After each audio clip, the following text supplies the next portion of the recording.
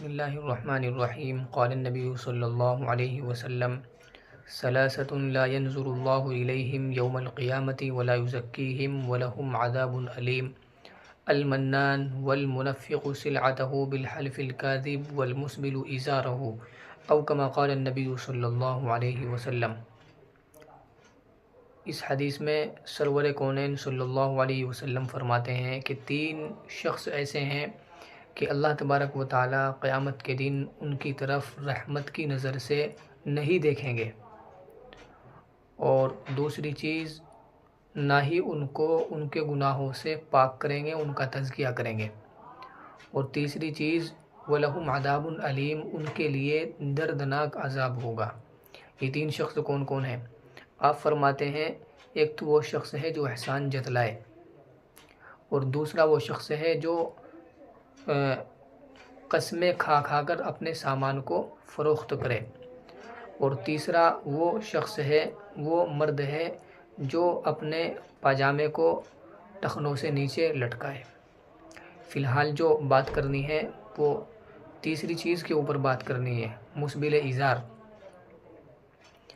ٹخنوں سے نیچے پاجامہ لٹکانا یا جو بھی چیز اوپر سے پہنی جاتی ہے، چاہے وہ لنگی ہو، پاجامہ ہو، شلوار ہو، اور یا یہ کہ کوئی اور چیز ہو، جبہ قبہ وغیرہ ہو، تو مردوں کے لیے ایسا کرنا یہ حرام ہے اور بڑا گناہ ہے۔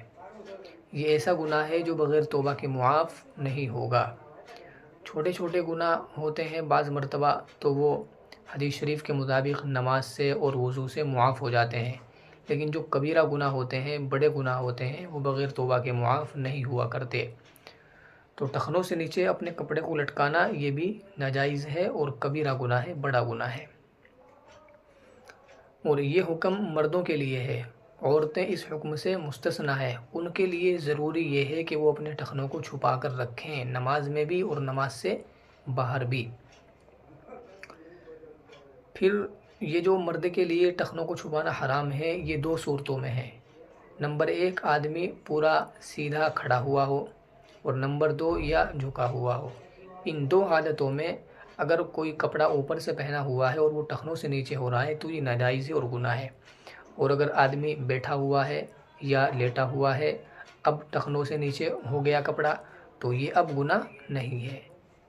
تو گناہ کی دو صورتیں ہیں، ایک تو کھڑے ہونے کی حالت میں اور ایک جھکے ہوئے ہونے کی حالت میں۔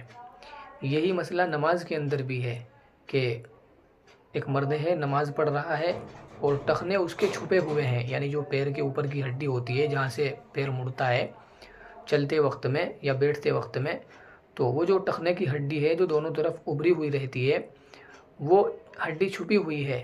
تو یہ آدمی ایسا ہے کہ ایک طرف تو اللہ رب العزت کا ایک اہم فریضہ نماز جیسی اہم عبادت کو ادا کر رہا ہے، اور دوسری چیز ساتھ ساتھ میں ایک حرام چیز بھی اس کے ساتھ میں لگی ہوئی ہے اور اس کا گناہ بھی اس کو مل رہا ہے۔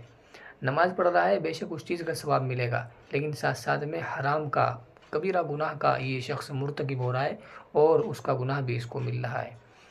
اس لیے نماز کے اندر بھی اور نماز سے باہر بھی جو مرد حضرات ہیں ان کو چاہیے کہ وہ اپنے ٹخنوں کو کھول کر رکھیں۔ یہ ایک ایسا گناہ ہے جس میں مزہ کچھ نہیں ہے، لذت کچھ نہیں ہے، بس گناہ ہے اور کچھ نہیں ہے۔ بعض گناہ ایسے ہیں کہ ان میں آدمی ملوث ہوتا ہے تو وقتی طور پر کچھ لذت بھی ملتی ہے، لطف ملتا ہے، وہ گناہ ہے، وہ بھی ان سے بچنا چاہیے، ضروری ہے بچنا۔ لیکن یہ گناہ تو ایسا ہے کہ اس میں تو وقتی طور پر بھی کچھ لذت نہیں ہے، یہ بس خام خواہ کا گناہ ہے اور کچھ نہیں ہے، نہ اس میں دنیا کا فائدہ ہے نہ اس میں دین کا فائدہ ہے۔ تو اس چیز کا خاص طور سے خیال رکھا جائے۔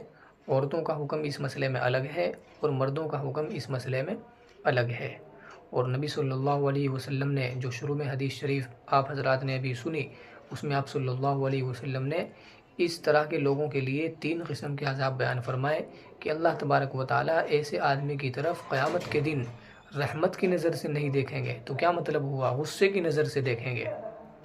تو ایک جو سمجھدار ہے واقعی آدمی، وہ اس چیز کو سمجھ سکتا ہے کہ بادشاہ اگر کسی رعایا کو غصے کی نظر سے دیکھے تو اس کا کیا مطلب ہوا کرتا ہے۔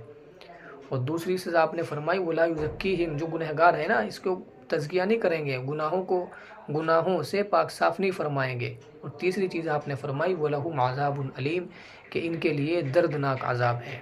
اللہ تبارک و تعالی ہم سبھی کو عمل کی توفیق عطا فرمائے۔